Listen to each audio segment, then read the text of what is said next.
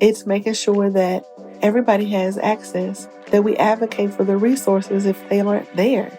That if a person does find themselves in a situation where they're asking for help, that it's provided.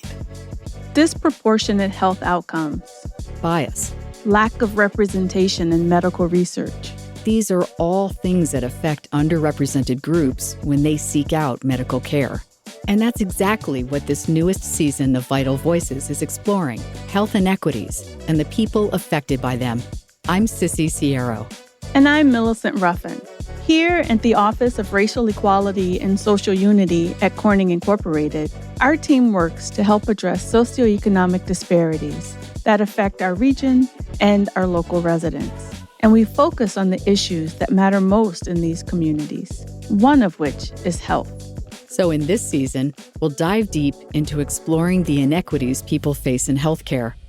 We'll hear personal stories about their experiences. Every time you have a scan, you worry about what's going to come out of that scan. It's nerve-wracking. I know for myself and my family, it was news to us that oral health could have an indirect impact on cardiovascular health. It took 3 providers just for someone to listen and adequately observe what was taking place in my body.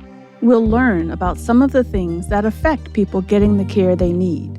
There are factors beyond the patient's control that impact their ability to get high-quality health care and to have good health outcomes. It's important to me because I'm a woman of color and I continue to see people who look like me have worse outcomes due to no fault of their own. We'll get into some of the disproportionate health outcomes experienced by people of color. Black men have had the highest chances of being diagnosed with CRC and dying from it compared to everybody for more than 30 years. The research being done around it. I looked at what happens when you have problematic healthcare experiences. Do you voice your dissatisfaction or do you just exit the system and never come back? And the approaches that are making a difference. It's not just, I'm only here to look at your teeth and that's it. I'm here to look at you as a whole person and see what I can do to improve your overall health.